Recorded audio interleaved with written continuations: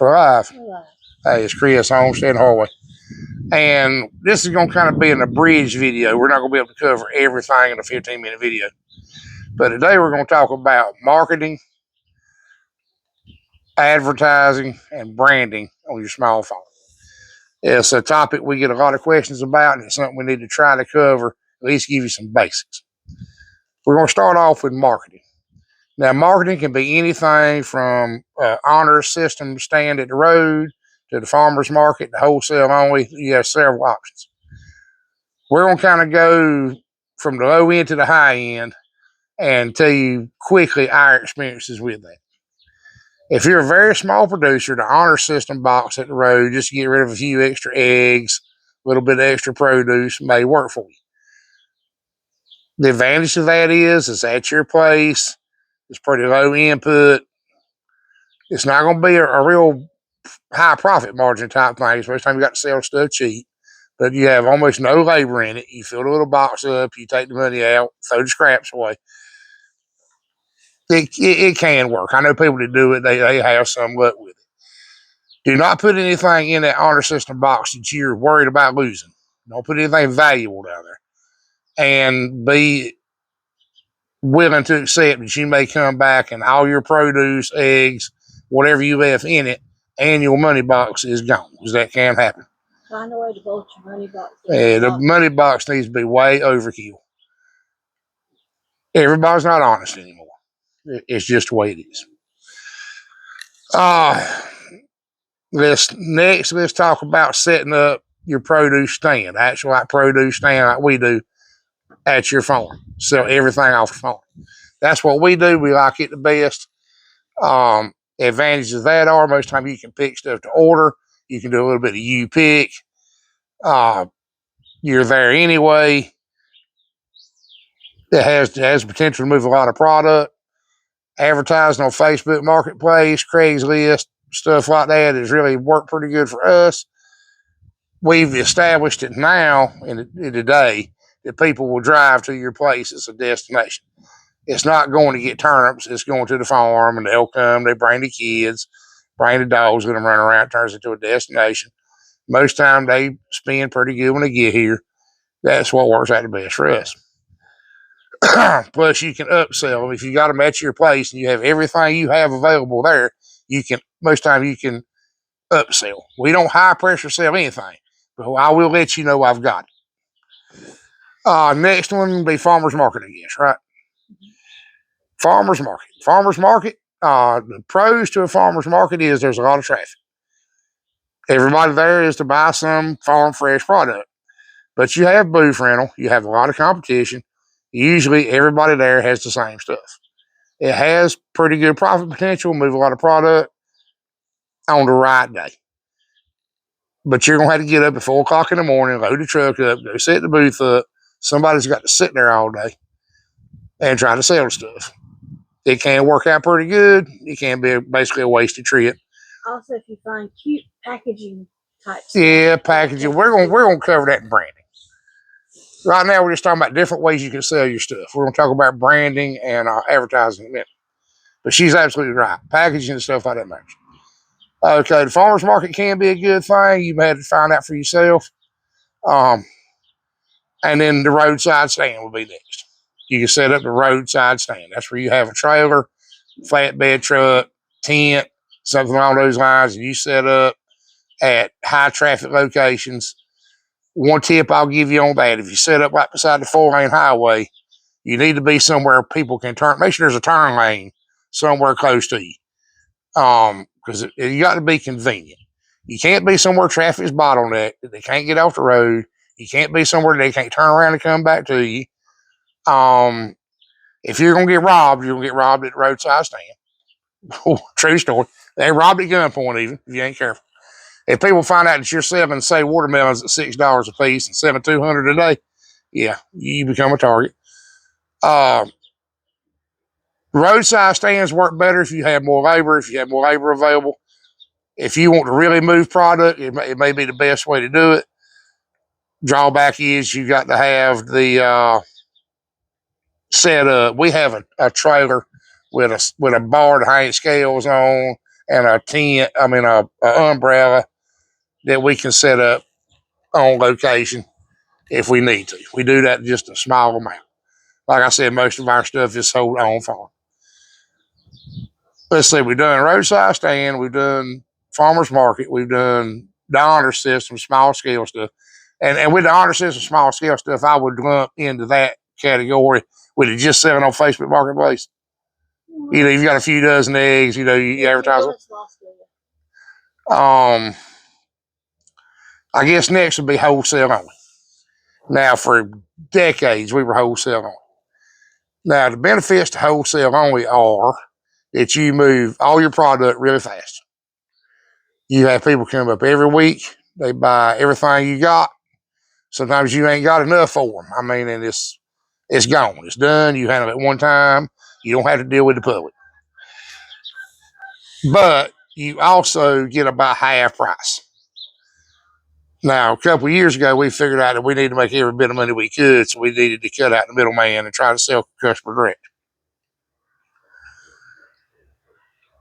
It's almost not worth it in a way. I think I was a whole lot happier when we were wholesaling. You have to deal with the public. You have to deal with the public. Truer words have never been spoken. And I'm going to be as bluntly honest with you as I know how to be. 85% of the public is wonderful. They are good people. You're pure, just excited to see them pull up. You have repeat customers. You make friends.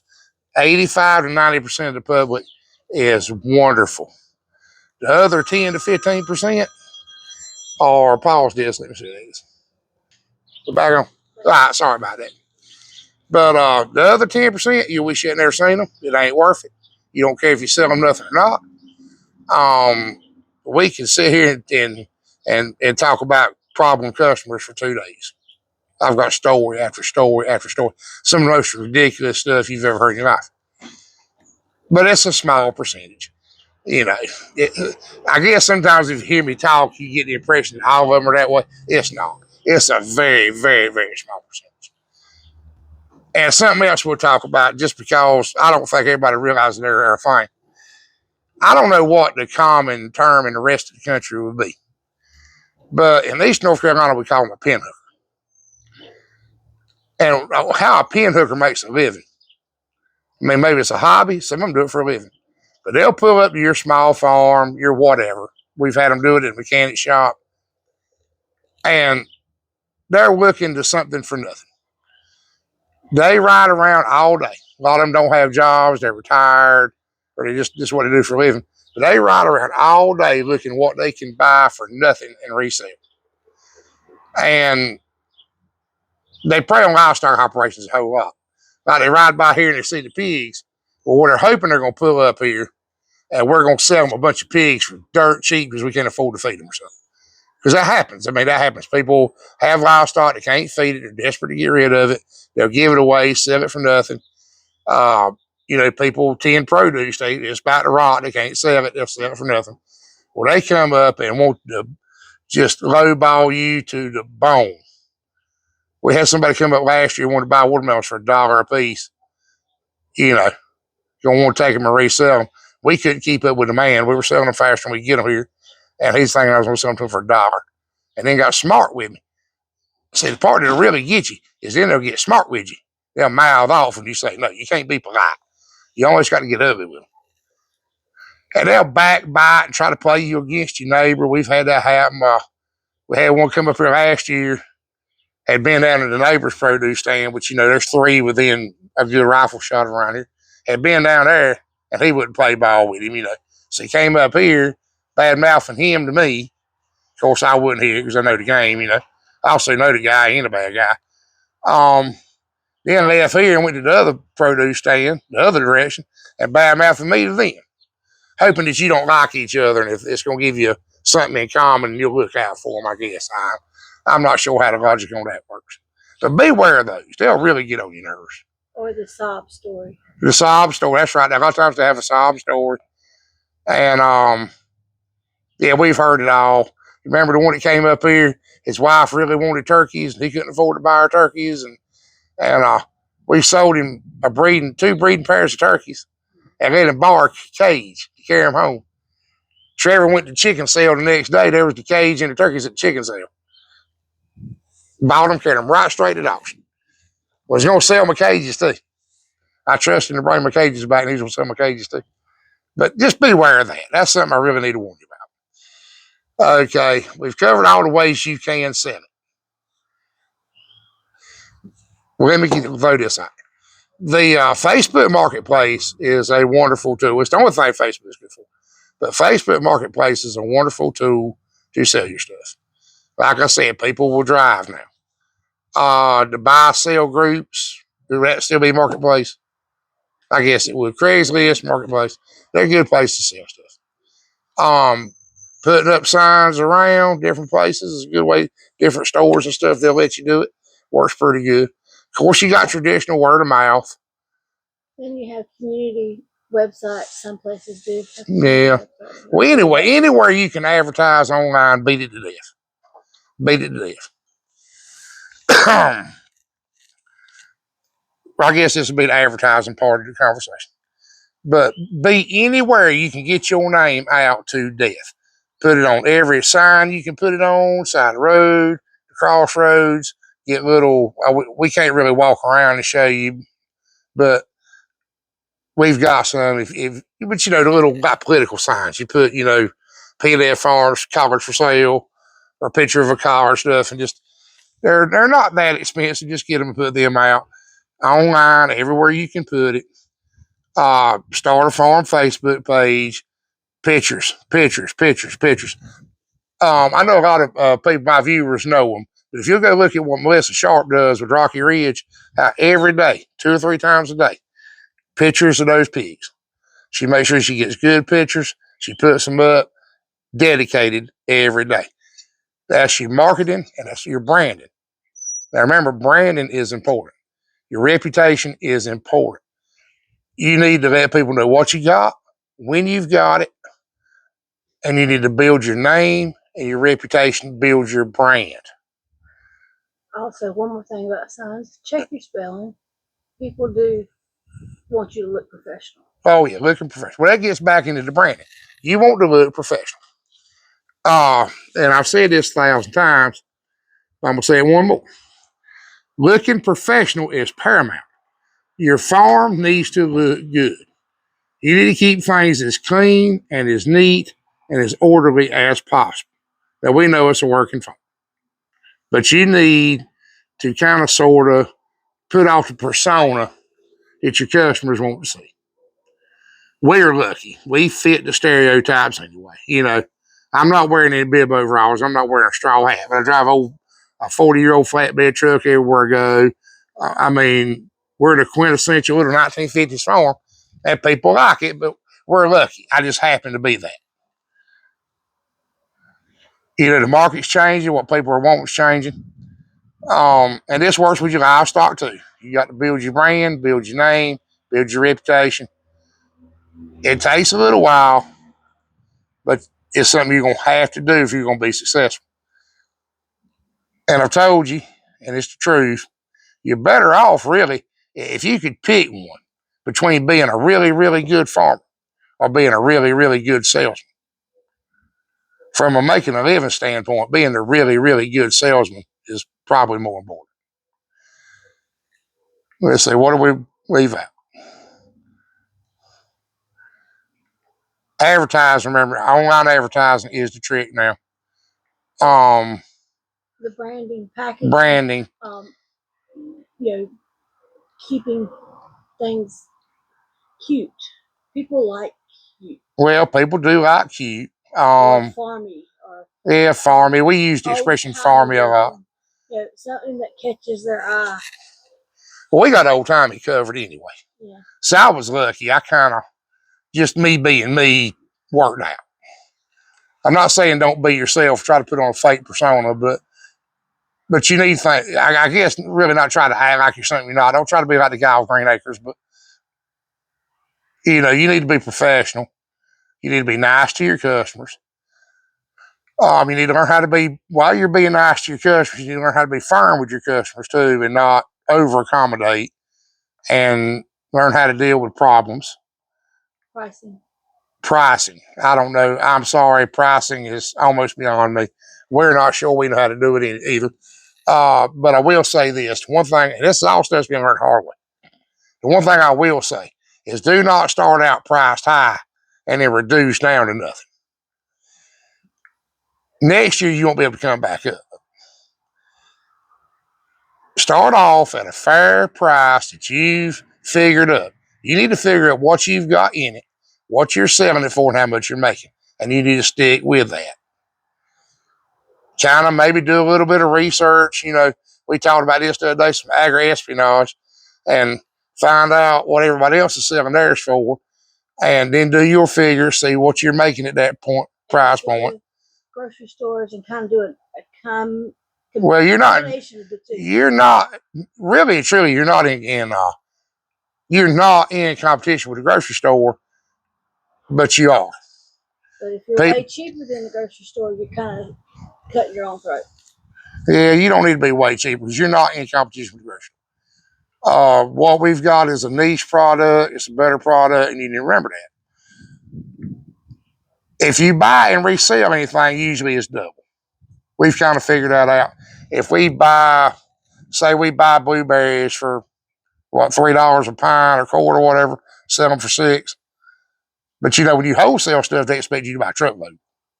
You know, that's the whole catch in that. You go up there, you buy, 500 quarts, and if you can't sell them, you throw them to the hogs. That's the point with that. You're taking all the risk, but you get the market up by 100%. What was the other thing? It was something else I'm supposed to tell everybody to watch out for. I don't remember what it was. Something we'd had trouble with. And I can't remember what it was. Well, security's one. Yeah, security can be an issue. With personnel that's manning said roadside produce stand, or this is just the truth. This is how the world works. Women are more comfortable, as a general rule, trading with women. So if you put me or Big Mike out at the roadside stand, we're the only ones there. Well, sometimes women won't stop. It's just a fact. If you put my wife or the hired help girl out at the produce stand, they'll stop. But sometimes people stop with mischief in mind. We haven't had any real super problems. We had one that I think was fixing to be an attempted robbery, but we've had them try to intimidate Darlene, try to bully her into selling stuff cheaper, smart off, mouth off. Women have trouble a lot of times that men won't have. It's just a fact, it's the way things are. Kind of keep that in mind. A little something extra in the money bag ain't a bad idea. We figured that out. We're into fanny pack. A fanny pack with your money in it and maybe a little help if you need it ain't a bad idea. This YouTube, you got to be all secret squirrel, But watch the branding, and maybe it'll help you a little bit. We get asked all the time, what do I need to sell this for? How do I need to try to sell it? What do I need to try to do? Well, there's no end-all, be-all answer to that question. It's going to depend on where you're at, how you're doing things, how much of a product you have. You may, if you're just trying to sell what little bit of garden you got left over, it may be as simple as the little trailer with the umbrella and the hanging scales, and put it at the road, and on Saturday when you're home, sell you 2 or 3 extra dozen eggs or whatever. If you've got 50 dozen eggs a week to sell, or like us, we dig potatoes, 4,000 pounds of potatoes to sell, or 5 acres worth of sweet corn to sell, you're going to have to market it. And you don't have all the time in the world to do it. That's where building your brand comes in.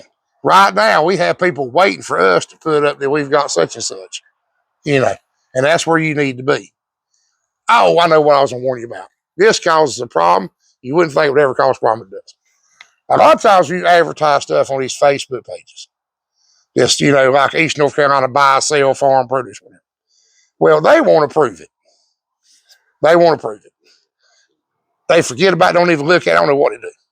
But at some point in time, 4 months later, they'll approve that. And it'll pop up. So then you get a random phone call in January. I was calling about the sweet corn you got for sale. No, sir, we don't have any sweet corn, GLG. Well, your ad says you do. Man, that had to be a mighty old ad. Well, you just put it up today. No, sir, I did not. Well, if you don't have it, you shouldn't have put it up. Well, ain't nobody around here got no locally grown sweet corn in January. Well, as your ad says you do. Just some ridiculous junk. Getting back that 10% of customers. And where some of that comes from is they're used to everything being in the grocery store all the time. You know, Southern Hemisphere, they got sweet corn in January. So if you're going to put it on a plane or a boat and bring it up here, you can get it. Well, they don't realize that it's seasonal. We have trouble with people with sweet corn calling us wanting a big order, 500, 1,000 dozen. And they will call us like every week, I want this big order, I want this big order. And then for some reason they don't come get it. Well, corn only lasts a month. You got 4 or 5 weeks of sweet corn, and it's over with. Upselling. Do I know? Upselling. Upselling. Well, I'm not a good salesman. I'm not. I probably don't need to be.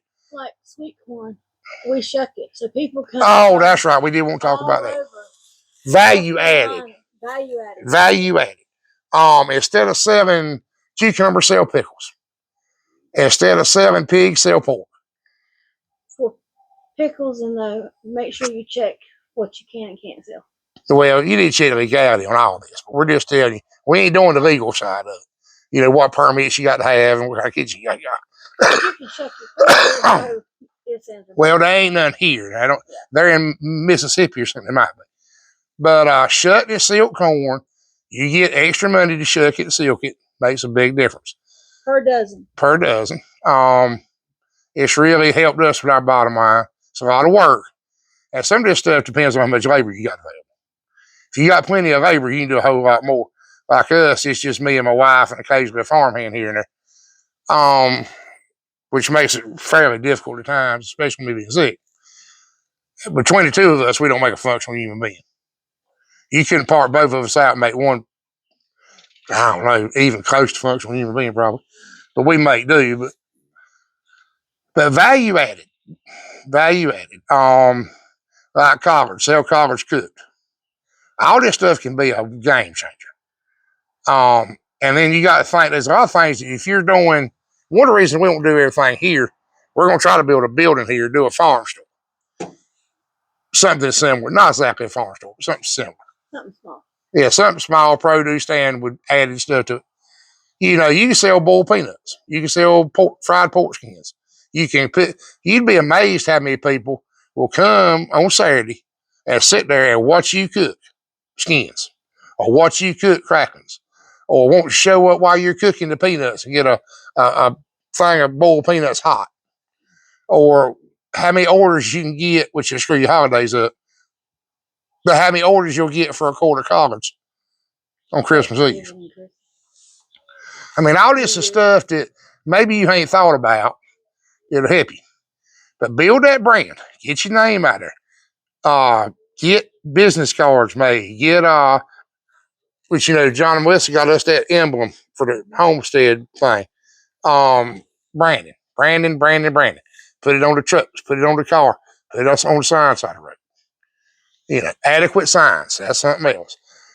You're dealing with the public, and the public has trouble. So you need big signs at the road to let them know they're at the right place. You need signs to direct traffic. You need signs not to park here. You need signs to slow down and don't run over the dog. I mean, you have got to have you got to put a lot of information out for the public. Check on insurance. You may have to have special insurance if you do much U-Pick stuff. And U-Pick is a double-edged sword. If we had plenty of labor, we would not let people do U-Pick. But we do not have plenty of labor. And some of the stuff, there's just not enough money in it now where you had to pay somebody $15, $16 an hour to pick peas.